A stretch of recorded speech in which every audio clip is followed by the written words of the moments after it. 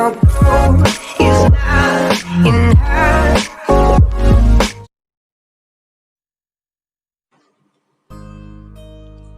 Halo, assalamualaikum warahmatullahi wabarakatuh. Kembali lagi bersama saya Rahmat Budi Prastya pada pelajaran ekonomi kelas 10.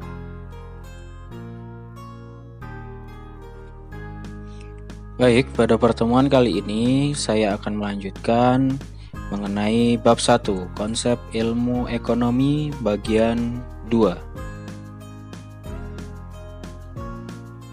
Baik, langsung saja kita masuk ke materi hari ini. Sebelum kita bahas mengenai apa itu kelangkaan, ilmu ekonomi muncul karena adanya kelangkaan itu sendiri. Nah, kelangkaan itu apa? Mari kita bahas. Kelangkaan adalah kesenjangan antara kebutuhan dan alat pemuas kebutuhan yang menimbulkan masalah ekonomi. Ya, jadi ketidakseimbangan antara kebutuhan dan alat pemuas kebutuhan manusia ini menyebabkan masalah ekonomi. Jika tidak ada masalah ekonomi ini, maka kemungkinan ilmu ekonomi pun tidak akan ada. Jadi, apa saja sih yang menyebabkan kelangkaan? Mari kita bahas. Yang pertama adalah keterbatasan jumlah benda pemuas kebutuhan. Ya, jadi kebutuhan manusia itu pasti tidak akan ada habisnya, ya.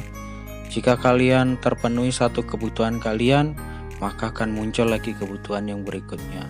Gitu pun seterusnya selama manusia itu tetap hidup. Nah, sedangkan benda atau alat pemuas kebutuhannya itu sangat terbatas jumlahnya. Dan poin berikutnya yaitu kerusakan sumber daya alam yang diakibatkan oleh manusia. Nah, ini juga menyebabkan kelangkaan ya.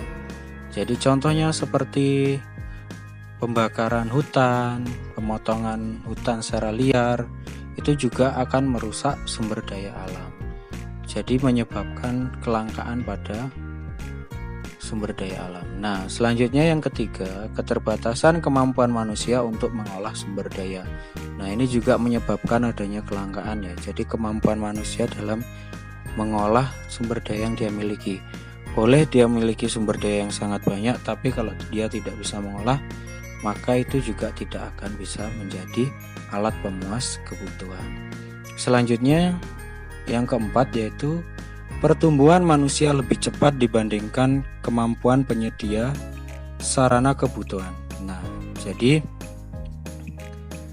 maksudnya di sini adalah hal ini seperti teori yang disampaikan oleh ilmuwan ekonomi Robert Malthus.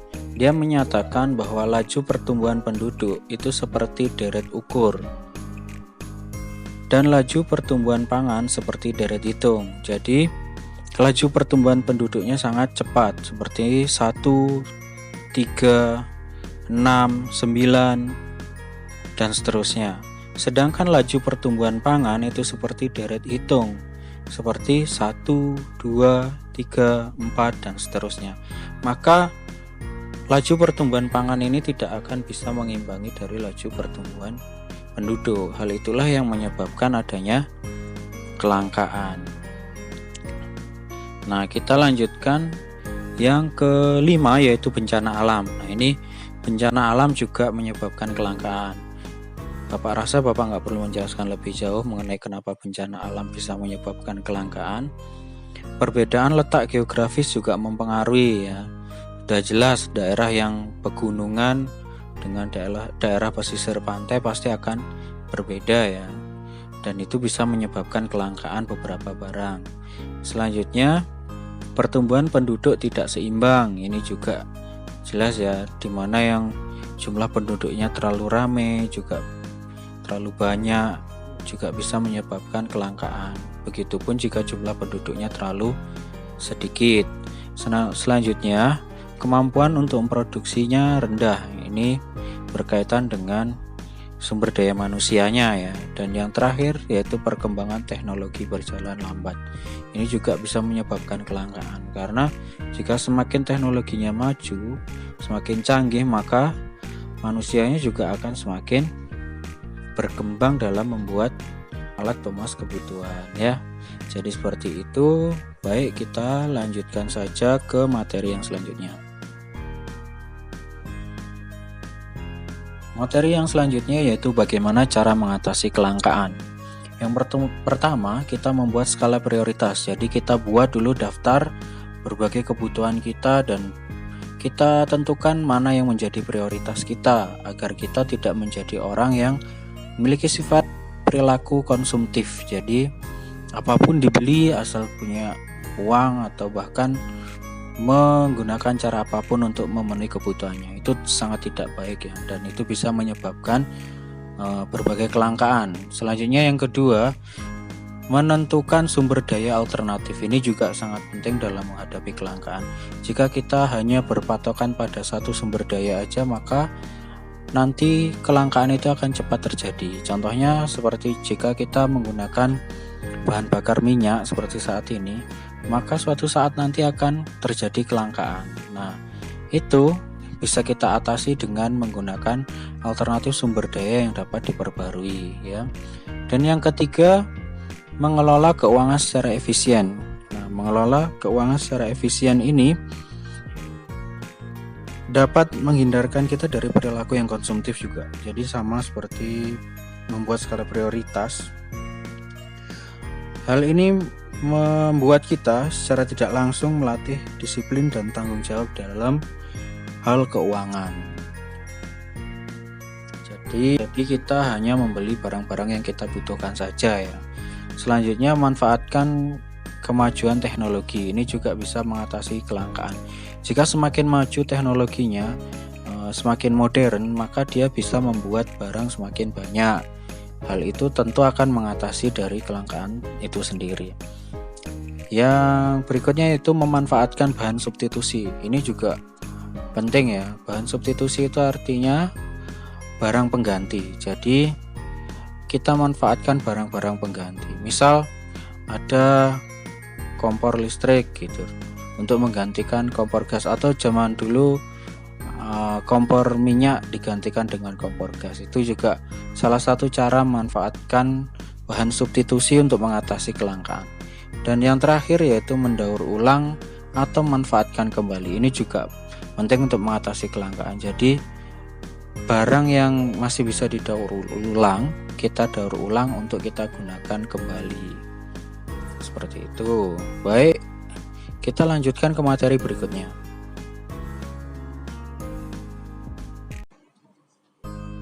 Apa itu biaya peluang? Yang pertama, timbulnya biaya peluang. Adanya pengorbanan individu dalam menentukan suatu pilihan terbaik atas berbagai alternatif pilihan lain. Nah, lebih singkatnya gimana? Bapak akan memberikan contoh seperti ini, biaya peluang. Jika kalian dihadapkan pada 2 buah pilihan atau lebih, ini bisa berlaku untuk 3, 4 pilihan dan seterusnya. Jadi, tapi Bapak contohkan di sini 2 pilihan aja ya. Jadi, misalkan kalian itu dihadapkan pada 2 pilihan. Yang pertama, A, jika kalian lulus sekolah, maka kalian nanti akan kerja di perusahaan A dengan pendapatan sebesar 5 juta per bulan. Sedangkan pilihan B, kalian akan kuliah pada jurusan yang kalian inginkan.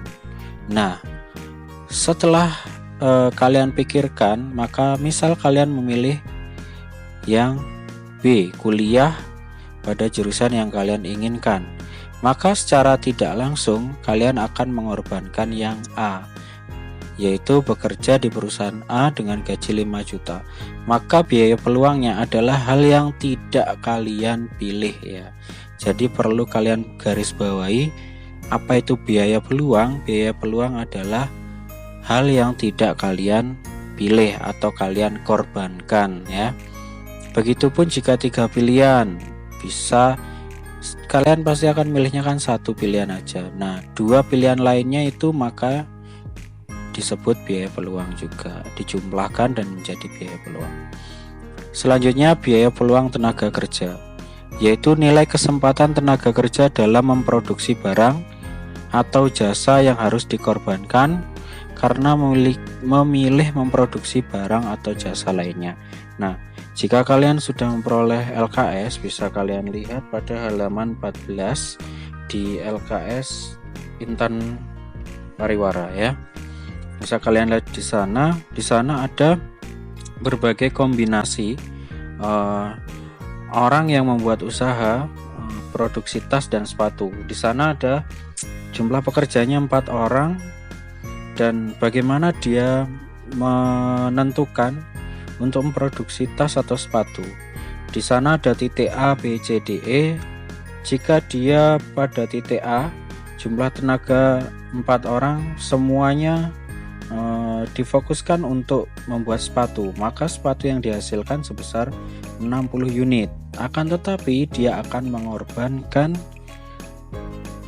tasnya, yaitu tas sebesar 0 karena semua tenaga kerjanya terserap pada membuat sepatu. Begitupun jika ia melakukan produksi pada titik E. Di sana jumlah pekerja 4 orang difokuskan untuk membuat tas, maka akan terdapat hasil 55. Nah, di sini seorang produsen harus mengkombinasikan agar dia mendapat titik yang maksimal. Bagaimana dia harus memproduksi tas dan sepatu secara maksimal. Di situ bisa kalian lihat di halaman 15 ada grafik nilai G. Nilai G ini titik keseimbangan yang bisa dia capai untuk mendapatkan keseimbangan maksimal. Akan tetapi ini tidak bisa dia peroleh karena jumlah tenaga kerjanya yang masih terbatas ya.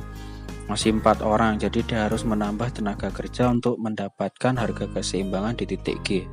Nah, sedangkan titik F itu adalah titik terendah.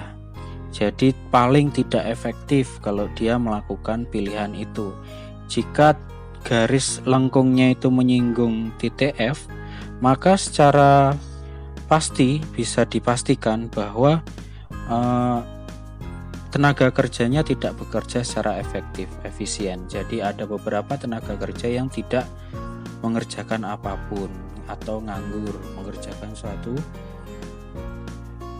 yang cuma-cuma.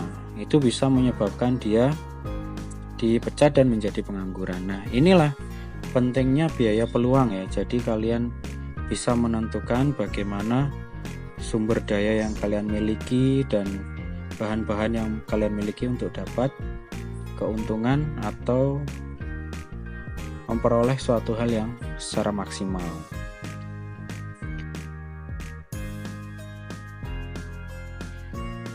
Selanjutnya, skala prioritas kebutuhan. Skala prioritas kebutuhan adalah urutan kebutuhan yang disusun secara terstruktur berdasarkan tingkat kebutuhan yang harus segera dipenuhi. Cara membuat skala prioritas kebutuhan. Nah, ini yang membedakan kalian dengan anak-anak IPA. Kalian harus bisa menentukan skala prioritas. Kalau kalian udah belajar ekonomi, tapi perilaku kalian tidak ekonomis, maka perlu kalian evaluasi lagi. Yang pertama, menulis semua kebutuhan. Jadi kalian tulis apapun kebutuhan kalian. Nah, menentukan skala prioritas ini sudah dipelajari juga sejak SD, SMP, sekarang kalian lanjutin di SMA. Yang pertama yaitu menulis semua kebutuhan. Tulis semua apapun kebutuhan kalian. Maka yang selanjutnya menyusun urutan kebutuhan berdasarkan tingkat kepentingannya. Nah, ini penting sekali. Kalian urutkan dulu, kalian susun mana yang kebutuhan yang harus kalian penuhi sekarang, dan kalau tidak kalian penuhi sekarang maka bisa mengganggu kelangsungan hidup kalian, dan mana yang bisa kalian penuhi di kemudian hari atau bisa ditunda terlebih dahulu ya. Jadi seperti itu. Sedangkan kita lanjutkan lagi yang ketiga, membuat catatan kebutuhan alokasi dana. Nah, ini kalian sesuaikan juga kebutuhan kalian berdasarkan dana yang kalian miliki. Jika kalian memiliki uang sekian, maka kebutuhan yang penting apa saja yang bisa kalian beli terlebih dahulu. Sedangkan yang mungkin kurang penting atau masih bisa ditunda kemudian hari, maka kalian harus tunda di kemudian hari gitu. Yang keempat, memilih kebutuhan yang paling memberi manfaat secara optimal, yang seperti yang tadi Bapak bilang, yang paling banyak manfaatnya dan paling penting buat kalian, maka itu harus kalian penuhi terlebih dahulu. Selanjutnya, yang terakhir yaitu memenuhi semua kebutuhan sesuai daftar yang telah ditentukan. Nah, ini jika kalian memiliki alokasi dana yang cukup untuk memenuhi semua kebutuhan kalian, maka setelah kalian dapatkan yang skala prioritas tadi, maka kalian boleh memenuhi kebutuhan-kebutuhan kalian yang lainnya yang tidak di skala prioritas ini.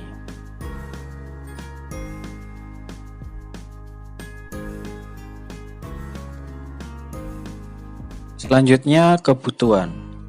Bagaimana cara mengelompokkannya? Di sini ada 4 cara pengelompokan kebutuhan. Yang pertama, menurut intensitasnya atau kegunaannya. Di situ ada kebutuhan primer, kebutuhan sekunder, dan kebutuhan tersier. Jadi kebutuhan primer ini adalah kebutuhan-kebutuhan yang wajib kalian penuhi. Jika kalian tidak penuhi, maka akan mengganggu kelangsungan hidup kalian. Contohnya, sandang, pangan, papan. Jika kalian tidak makan, maka kalian bisa sakit, dan seterusnya. Selanjutnya yang kedua yaitu kebutuhan sekunder. Kebutuhan sekunder ini adalah kebutuhan yang penting tapi masih bisa ditunda sedemikian waktu. Contohnya, kalian punya papan, primernya papan, punya rumah, tapi kalian belum memiliki meja kursi. Maka meja kursi ini adalah kebutuhan sekunder, kebutuhan yang masih bisa ditunda. Yang ketiga yaitu kebutuhan tersier. Kebutuhan tersier ini adalah kebutuhan yang dipenuhi setelah kebutuhan primer dan sekunder terpenuhi. Jadi contoh udah punya rumah, udah punya tempat duduk, meja, kursi, dan lain sebagainya, maka ingin membeli mobil gitu, udah punya motor ingin membeli mobil, dan seterusnya ya. Terus menurut waktu pemenuhannya, di situ ada kebutuhan sekarang, kebutuhan akan datang, kebutuhan tidak terduga. Jadi kebutuhan sekarang itu ya kebutuhan yang kita butuhkan saat ini. Contohnya jika kalian sekarang sedang belajar, maka kebutuhan sekarang kalian ya belajar, atau enggak jika kalian lapar, maka kebutuhan sekarang kalian yaitu makan. Sedangkan kebutuhan akan datang, kebutuhan yang akan datang ini adalah investasi ya. Contohnya adalah jaminan sosial kalian, misalkan ikut asuransi dan lain sebagainya. Jika nanti terjadi sesuatu maka akan di-cover. Atau pendidikan juga termasuk kebutuhan yang akan datang ya. Jadi kalian sekarang melakukan tapi tidak dapat menikmatinya sekarang hasilnya, tapi di kemudian hari baru kalian bisa nikmati hasilnya. Dan yang ketiga yaitu kebutuhan tidak terduga. Ini adalah kebutuhan-kebutuhan yang sifatnya insidental dan tidak terulang berkali-kali. Contohnya kecelakaan dan lain sebagainya ya. Yang ketiga menurut sifatnya, itu ada kebutuhan jasmani dan kebutuhan rohani. Kalau kebutuhan jasmani itu berkaitan dengan tubuh kalian ya, berkaitan dengan fisik kalian. Itu apapun yang berkaitan dengan fisik kalian maka disebut kebutuhan jasmani, pakaian dan lain sebagainya. Selanjutnya kebutuhan rohani, yaitu kebutuhan yang berkaitan dengan kerohanian kalian, dengan jiwa kalian. Ini contohnya kebutuhan ibadah atau kebutuhan rekreasi. Rekreasi itu termasuk kebutuhan rohani ya. Yang keempat, menurut subjek yang membutuhkan, itu ada individu dan sosial. Individu yang dibutuhkan setiap perorangan. Setiap orang kan beda-beda kebutuhan individunya. Ada yang butuh beli tas baru, mungkin ada yang butuh beli A, B, C, D. Nah, sedangkan kebutuhan sosial itu adalah kebutuhan yang secara umum masyarakat itu membutuhkan. Contohnya jembatan untuk menghubungkan kota A dengan kota B atau desa A dengan desa B. Maka itu disebut kebutuhan sosial, kebutuhan yang dibutuhkan oleh masyarakat umum. Seperti itu.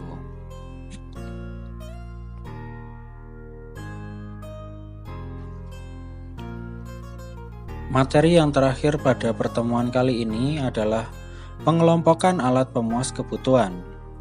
Yang pertama yaitu menurut intensitas kegunaan. Di sini ada barang ekonomi, barang bebas, barang ilin.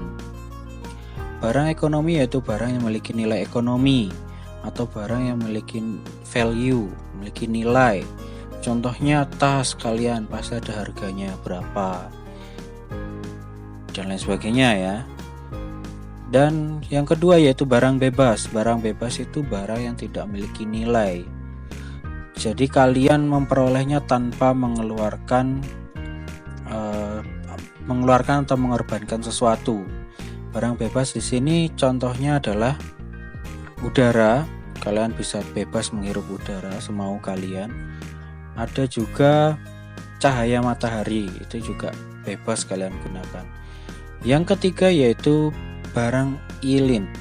Ilin ini adalah barang-barang yang mubazir. Contohnya jika kalian air itu kan barang bebas, tapi jika jumlahnya berlebihan bisa menyebabkan banjir, maka dia menjadi barang ilin ya. Seperti itu. Selanjutnya menurut cara pemakaian. Di situ ada barang konsumsi dan barang produksi.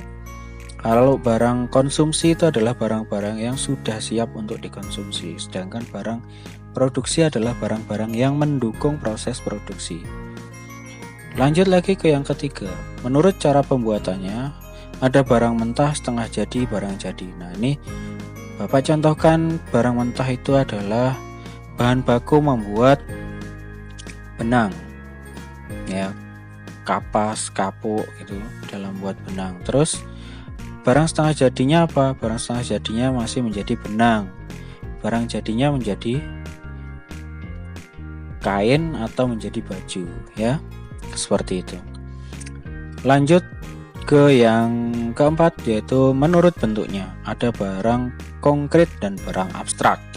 Jadi kalau barang konkret ya tentu saja barang-barang yang nyata, yang bisa dilihat dengan mata. Kalian beli, kalian mengorbankan sesuatu, maka kalian akan memperoleh barang. Contoh beli mouse ya dapat mouse. Contoh beli nasi goreng ya dapat nasi goreng. Itu adalah barang konkret. Sedangkan apa sih barang abstrak? Barang abstrak ini adalah barang-barang yang kalian mengorbankan sesuatu tapi kalian tidak mendapatkan barang secara nyata. Ya, contohnya apa? Contohnya jika kalian berangkat dengan Gojek misalkan, kalian pesan Gojek berangkat ke sekolah, kalian diantar sama Gojek sampai tempat tujuan, tapi kalian tidak memperoleh motor.